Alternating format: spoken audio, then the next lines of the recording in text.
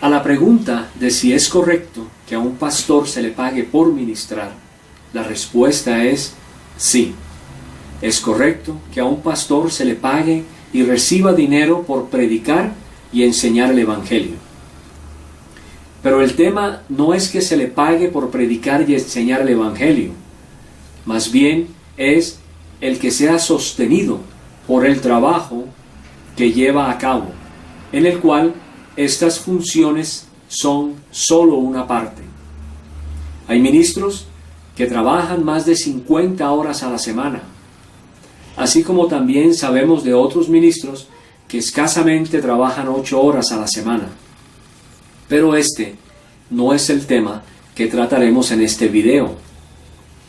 Algunos de ustedes pensarían, y de hecho les han enseñado en sus grupos no cristianos, que los pastores no deberían recibir ninguna clase de compensación siguiendo la advertencia de Jesús en Mateo 10:8. De gracia recibisteis, dad de gracia. Aún más, las personas también afirman que los pastores que son verdaderamente espirituales no deberían ni siquiera recibir dinero. Estos dos argumentos podrían estar en lo correcto, pero ¿son válidos? Vamos a echar un vistazo a lo que dice la Biblia.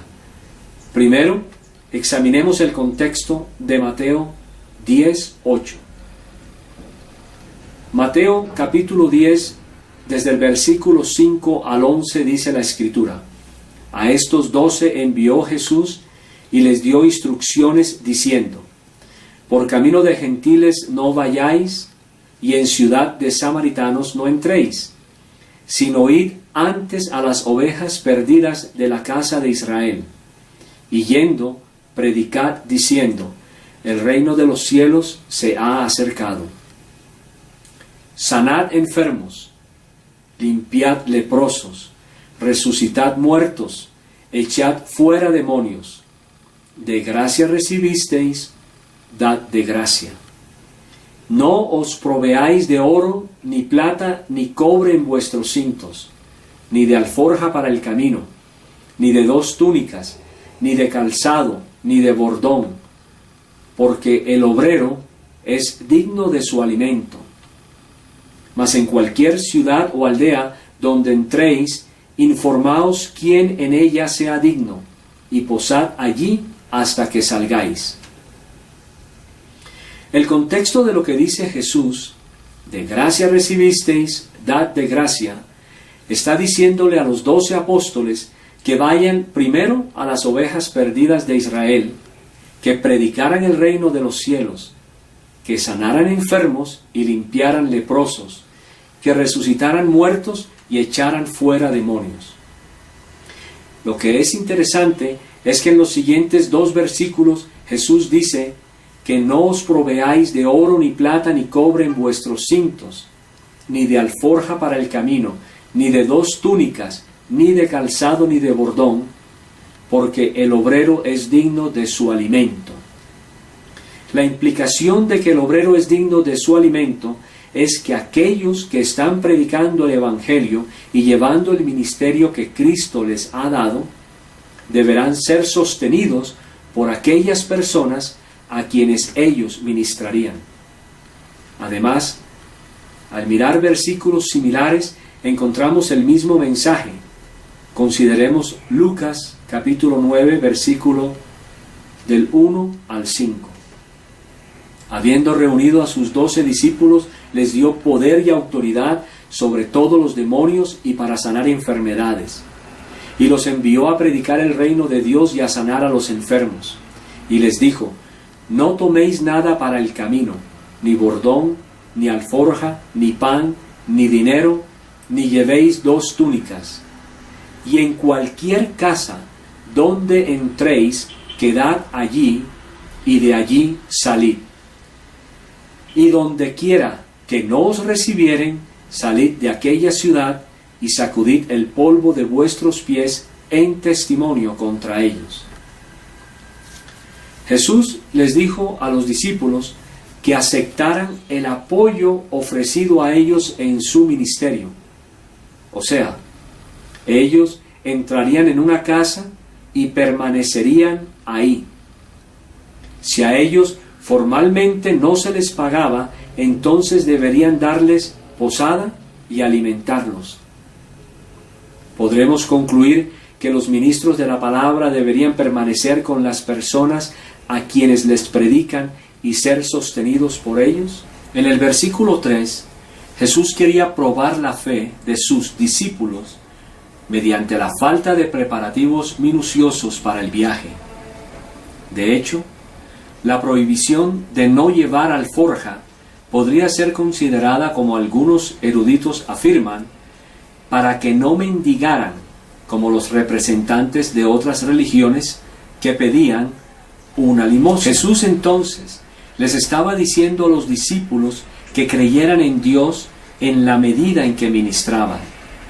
De hecho, encontramos que cuando Jesús estaba llevando a cabo su ministerio terrenal, Él y sus discípulos contaban con una bolsa de dinero, y de la cual, desafortunadamente, Judas robaba. Juan 12:6. Pero dijo esto, no porque se cuidara de los pobres, sino porque era ladrón, y teniendo la bolsa, sustraía de lo que se echaba en ella. Juan 13:29. Porque algunos pensaban, puesto que Judas tenía la bolsa, que Jesús le decía, compra lo que necesitamos para la fiesta, o que diese algo a los pobres. Entonces, Jesús no solo contaba con una bolsa, sino que uno de ellos, Judas, era el administrador del dinero. En Mateo 10:9, Jesús dice, no os proveáis de oro, ni plata, ni cobre en vuestros cintos. Sin embargo, un cambio interesante en la enseñanza de Jesús puede ser visto en Lucas, cuando posteriormente en su ministerio le dijo a los discípulos, cuando os envié sin bolsa, sin alforja y sin calzado, ¿os faltó algo? Ellos dijeron, nada. Y les dijo, pues ahora el que tiene bolsa, tómela, y también la alforja, y el que no tiene espada, venda su capa y compre una. Porque os digo que es necesario que se cumpla todavía en mí aquello que está escrito, y fue contado con los inicuos, porque lo que está escrito de mí tiene cumplimiento. Entonces ellos dijeron, Señor, aquí hay 2 espadas, y él les dijo, basta. ¿Por qué el cambio? Porque los discípulos pronto estarían sin el Señor, y ellos tendrían que confiar en la provisión de Dios por medio de las personas a las que ministrarían durante el trabajo de predicación del Evangelio que estaba adelante de ellos. ¿Qué dice el apóstol Pablo? Pablo tiene muchas enseñanzas acerca del seguir a Cristo y acerca del dinero. Echemos un vistazo a 2 Tesalonicenses 3, del 9 al 10. No porque no tuviésemos derecho, sino por daros nosotros mismos un ejemplo para que nos imitaseis. Porque también cuando estábamos con vosotros os ordenábamos esto: si alguno no quiere trabajar, tampoco coma. Note lo que Pablo dice aquí, que si alguno no quiere trabajar, tampoco coma, y que debemos imitarlo. El contexto de este pasaje también se aplica al trabajo secular que una persona desarrolla. Particularmente no conozco a nadie que sin trabajar reciba salario. Primera a Timoteo capítulo 5, versículos del 17 al 18. Los ancianos que gobiernen bien sean tenidos por dignos de doble honor, mayormente los que trabajan en predicar y enseñar. Pues la Escritura dice, no pondrás bozal al buey que trilla, y digno es el obrero de su salario.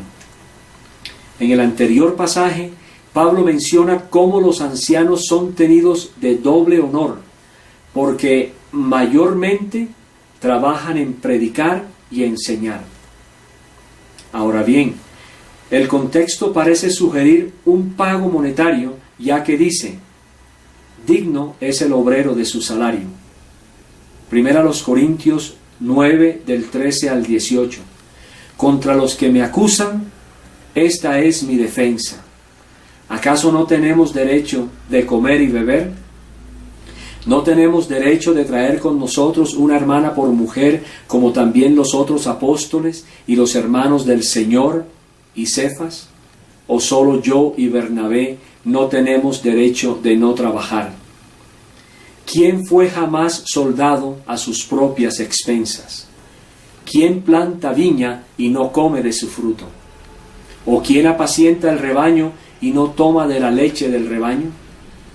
¿Digo esto solo como hombre? ¿No dice esto también la ley? Porque en la ley de Moisés está escrito: no pondrás bozal al buey que trilla. ¿Tiene Dios cuidado de los bueyes, o lo dice enteramente por nosotros?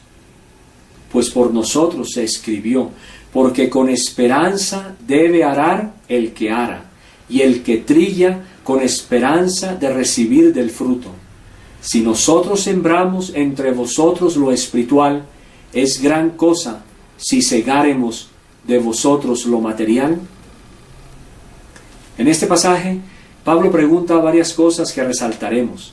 En el versículo 4, ¿acaso no tenemos derecho de comer y beber? Versículo 7, ¿quién fue jamás soldado a sus propias expensas? ¿Quién planta viña y no come de su fruto? ¿O quién se apacienta del rebaño y no toma de la leche del rebaño? Los versículos 9 y 10 dicen: porque en la ley de Moisés está escrito: no pondrás bozal al buey que trilla. ¿Tiene Dios cuidado de los bueyes, o lo dice enteramente por nosotros?